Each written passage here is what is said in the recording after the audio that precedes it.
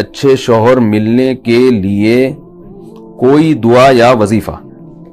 ये किसी खातून ने सवाल पूछा है। देखो, मेरी आदत है मैं सही जवाब देता हूं ठीक है, मेरी आदत है कि मैं कोशिश करता हूं कि सियासी जवाब न दूं, जो बात सही है वो कर दूं। तो ये जो आजकल खवातीन की शादी नहीं हो रही, इसका हल ये नहीं है कि खवातीन वजीफे पढ़ना शुरू कर दें। मैं एक दफ़ा मस्जिद में था, वहां तो एक खातून ने वक्त लिया कि मिलना चाहती हूँ, बहुत बड़ा मसला है, अपनी बेटी को भी लाना चाहती हूँ, उसके रिश्ते नहीं हो रहा हो, ये बहुत परेशान थी वो। मैं टाइम नहीं देता किसी को, लेकिन इतना ज्यादा बेचारी परेशान थी तो वो आ गई। वो जब घर में आई हैं तो मैंने बिठाया उनको, मैंने कहा जी फरमाइए। तो उन्होंने कहा मेरी ये बेटी है, इसकी उम्र हो गई 30 साल और रिश्ते नहीं हो रहे, बहुत परेशान हूं, किसी ने जादू कर दिया, किसी ने ये कर दिया, किसी ने वो कर दिया। मैंने कहा कि आपकी लड़की की यानी एजुकेशन क्या? उन्होंने बताया एमए किया हुआ इसने। तो मैंने उस खातून लड़की से, पर्दे में थी वो, कहीं ऐसा ना हो मेरे खिलाफ एक क्लिप अभी चला दें, कि वो पर्दे में थी दोनों, नहीं भी होती तो ये उनकी हेडेक है। अगर पर्दे में नहीं आती तो वो उनके खिलाफ क्लिप चलाना चाहिए था, मौलवी साहब के खिलाफ क्लिप की फिर भी कोई समझ में आ रही है ना बात। तो ये बाज दफा ऐसा होता है, बेपर्दा खातून कोई मौलवी साहब के सामने आगे बैठ गई, अब फौरन लोग ने क्या कर दिया, क्लिप बना के यूट्यूब पे डाल दिया, वो बैठे। भाई उसके खिलाफ क्लिप बना के डालो कि वो किसी मर्द के सामने बेपर्दा होके क्यों बैठी है, ठीक है ना। मर्द को पर्दा करने का हुक्म नहीं है, पर्दा औरत का हुक्म है। तो वो मैंने उनसे, उनकी जो बच्ची थी ना, मैंने उनसे कहा आपने एमए किया हुआ, माशाल्लाह आप पढ़ी लिखी हैं। तो मैंने उनको एक मिसाल दी, मैंने कहा मुझे एक बात बताएं कि एक आदमी मेरे पास आता है और मुझसे कहता है ये दरवाजा बंद कर देना, यहीं से मेरी स्पीकर में आवाज रिपीट होके आ रही है, तो वो थोड़ी सी कंफ्यूज हो रहा हूं। तो मैंने उनसे कहा कि भाई देखें कि मेरे पास 50 रोटियां हैं और बंदे हैं 75 या 100 आदमी हैं। मुझे कहा जा रहा है, बल्कि 100 खवातीन है, यूं फर्ज कर ले, मुझे कहा जा रहा है कि ये 50 रोटियां 100 खवातीन में तकसीम करें और इस तरह तकसीम हो कि हर खातून के हिस्से में एक एक रोटी आए। बात आ रही है समझ में? हर खातून के हिस्से में एक एक रोटी आए, क्योंकि एक रोटी से कम में पेट नहीं भरेगा।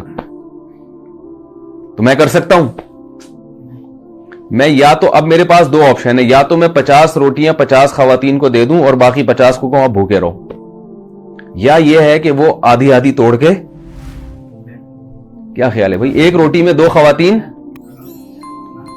बोल लेना कोई गवर्नमेंट की तरफ से पाबंदी नहीं है, एक रोटी में 2 खवातीन शरीक हो जाएं।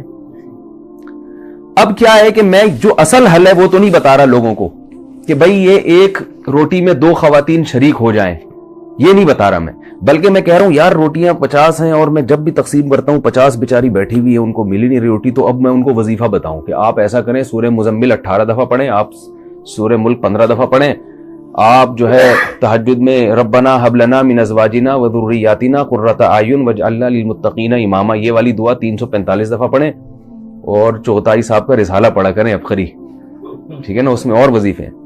तो ये कोई कॉमन सेंस की बात होगी भाई? है ही नहीं। जब है ही नहीं तो कहां से वो डिवाइड हो जाएगा? हल यही है कि उस एक रोटी में 2 खवातीन बोले भाई शरीक हो जाए। तो मसला ये है कि मर्द जो है ना, मर्द, उन नालायकों ने निकाह करना छोड़ दिए, देर देर से निकाह करते हैं, याशी मर्दों में बढ़ रही है। जो निकाह करने वाले मर्द हैं वो मुआशरे में थोड़े हैं। समझ में आ रही बात? वरना ज़िना इतना फैल गया है, दोस्तियों का माहौल इतना ज्यादा हो गया है कि उन्होंने निकाह करना मर्दों ने, आप जाए ना, मैं तो जानता हूं 40-40 50-50 साल उम्र हो गई, निकाह नहीं करते। और जो निकाह के लायक हैं वो भी सारे, यानी जो निकाह करना चाहते हैं वो भी सारे निकाह के लायक नहीं है, बेरोजगार हैं, कोई सुट्टा लगा रहा है, कोई गुटके खा रहा है, कोई जो है ना सही तबीयत का आदमी नहीं है। जबकि खवातीन में बुराइयों का रेशो कम है। चरसी हीरोइन चीफ औरतों में होते हैं, मर्दों में होते हैं? क्या ख्याल है? बेरोजगारी ये औरत के हक में ऐब नहीं है, मर्द के हक में ऐब है बेरोजगार होना।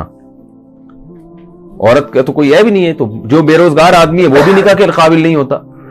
तो थोड़े लोग हैं जो निकाह के काबिल हैं, इसलिए खवातीन के लिए रिश्तों में मुश्किलात पेश आ रही हैं। तो इसका असल हल वही है जो बड़ा कड़वा लगता है लोगों को, कि भाई एक अच्छे मर्द पे एक औरत कब्जा ना करे, बल्कि वो کوئی دوسری عورت, ایک مرد جو ہے ایک سے زیادہ عورتوں کو اپنے نکاح میں لے لے جو ذمہ دار اور سمجھدار مرد ہیں, پھر وہ برابری بھی کرے, حقوق بھی کرے. بہت سے لوگ کہتے ہیں مرد ذمہ دار نہیں ہے, تو بھائی کیا سارے غیر ذمہ دار ہیں؟ کچھ تو ہوں گے نا جو ذمہ دار ہوں گے. تو یہ جیسے لڑکی والے پہلی شادی کے لیے لڑکے کو پرکھتے ہیں کہ یہ ذمہ دار ہے یا نہیں ہے, تو ایسے ہی دوسری شادی کے لیے بھی وہ پرکھ سکتے ہیں کہ یہ ذمہ داری نبھائے گا یا نہیں نبھائے گا. اور جیسے پہلی شادی میں سلیکشن میں غلطی ہو سکتی ہے, ایسے ہی دوسری میں بھی غلطی ہو سکتی ہے, لیکن اس غلطی کے ڈر سے یہ نہیں کیا جاتا کہ نکاح ہی ختم کر دیا جائے. بعض دفعہ ایسے ہوتا ہے کہ نکاح کا پیغام آیا, آپ نے خوب اچھی طرح چھان پھٹک کے دیکھا بھائی یہ بڑا ذمہ دار ہے, لیکن بعد میں کیا نکلتا ہے وہ نالائق. تو اب یہ تھوڑی کہا جاتا ہے کہ یہ نکاح کرنا ہی نہیں چاہیے, بھائی اتفاق سے غلطی ہو گئی تو اب دوبارہ تلاش کرنے کی کوشش کرتے ہیں. ایسے ہی یہ بھی ہوتا ہے کہ بعض دفعہ ایسا ہوتا ہے کہ دوسری کے لیے کسی مرد نے نکاح کا پیغام بھیجا, آپ سمجھے کہ ذمہ دار ہے, لیکن بعد میں کیا نکلا غیر ذمہ دار. تو اب اس کا یہ مطلب نہیں ہے کہ سبھی پہ فتویٰ لگا دیا جائے. تو اصل حل شریعت نے اور اسلام نے یہ بتایا جو میں عرض کر رہا ہوں. تو جب تک اس کو معاشرے میں فروغ نہیں دیں گے, خواتین کی مشکلات حل نہیں ہوں گی. آپ عربوں میں جا کے دیکھ لو, پہلے تو عربوں میں یہ تصور نہیں تھا سعودی عرب میں کہ کوئی خاتون کی عمر زیادہ ہو جائے یا وہ بیوہ ہو دوبارہ شادی نہ ہو. اب سعودی عرب میں اتنے مسائل کھڑے ہو گئے ہیں, لڑکیوں کی عمریں نکلتی چلی جا رہی ہیں. عربوں میں ایسا ہو گیا ہے, حالانکہ یہاں تو جہیز کا رواج بھی نہیں ہے. تو یہ پوری دنیا میں ایک المیہ بن چکا ہے, اس لیے کہ مردوں میں عیاشی بڑھ رہی ہے, زنا پھیل رہا ہے, لڑکیوں سے دوستیوں کا رواج بڑھ رہا ہے, طلاقوں کا ریشو بڑھتا چلا جا رہا ہے. تو ذمہ دار آدمی مارکیٹ میں کم نہیں ہے, شارٹ ہیں. مارکیٹ میں کیا ہو رہے ہیں, شارٹ بھی ہیں اور مہنگے ہوتے جا رہے ہیں. جو چیز مارکیٹ میں شارٹ ہوتی ہے وہ کیا ہوتی ہے, مہنگی ہوتی ہے. تو مہنگے ہوتے جا رہے ہیں. تو جب مہنگے ہوتے جا رہے ہیں تو ان کے نخرے بڑھے. کوئی اچھا لڑکا آپ کے خاندان میں ہو تو وہ جب لڑکی نکاح کا لڑکی کے ابا اس سے بات کریں تو وہ اتنی پنچایتیں کرتا ہے نا, مجھے لڑکی ایسی چاہیے, اگر وہ قوم بھی وہی ہو اور شکل و صورت بھی ایسی ہو اور بہت زیادہ وہ ذرا سا کھاتا پیتا لڑکا ہو نا, اگر تعلیم اچھی ہے تو اس کے نخرے دیکھیں آپ, پھر وہ کرتا ہی نہیں. تھوڑی سی بھی ٹیڑھی میڑھی لڑکی ہوگی, تھوڑا سا رنگ دبا ہوا ہوگا, ذرا سا وزن زیادہ بڑھا ہوا ہے, ایک اسٹینڈرڈ بنایا ہوا ہے بھی اتنے کلو وزن ہونا چاہیے. یہ لڑکوں کی بات کر رہا ہوں. اور لڑکیاں اوٹ پٹانگ مردوں سے شادیاں کر رہی ہیں. میں نے سینکڑوں نکاح پڑھائے ہیں, آپ یہ نہ سمجھے کہ میں ہوائی باتیں کر رہا ہوں, سینکڑوں نکاح پڑھائے ہیں. بڑی اچھی اچھی خاندان کی لڑکیاں, جب نکاح پڑھاتا ہوں تو دولہا دیکھ کے میں ڈر جاتا ہوں کہ یار اس کے اتنے اچھے خاندان کی لڑکی کا نکاح اس مکھنچو سے ہو رہا ہے. اس شکل سے لگ رہا ہوتا ہے لڑکا کہ یار یہ, لیکن لڑکی والے کیا ہوتے ہیں, مجبور ہوتے. کم عمر لڑکیوں کی شادیاں بڑی بڑی عمر کے لڑکوں سے ہو رہی ہیں.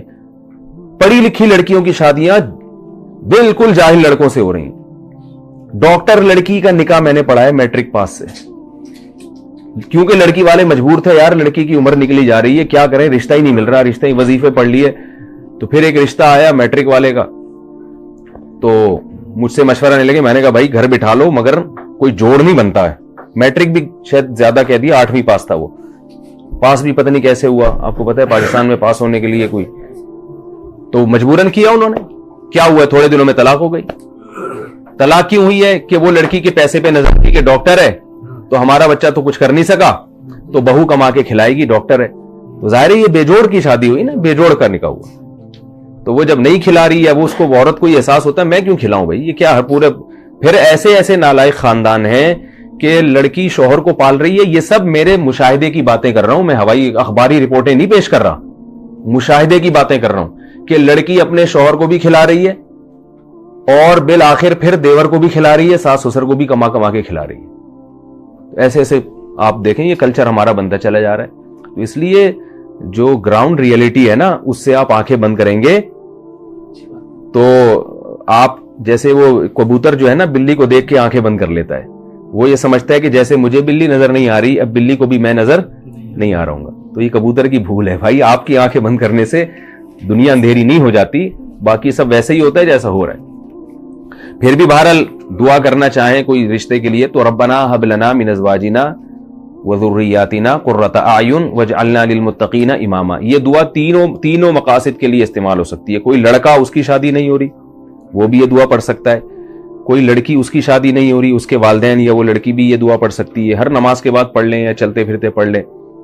اور جس کی ہو گئی, جس بندے کی ہو گئی مگر اس کو احساس ہوا کہ نہیں ہونی چاہیے تھی, ٹھیک ہے نا, یعنی ایسی بیوی ملی بد اخلاق تو وہ بھی یہ پڑھ سکتا ہے کہ اللہ میری آنکھوں کی ٹھنڈک بنا دے اس کو. اور جس خاتون کی شادی ہو گئی وہ شوہر نالائق نکلا تو وہ بھی یہ دعا پڑھ سکتی ہے شوہر کو لائق بنانے کے لیے.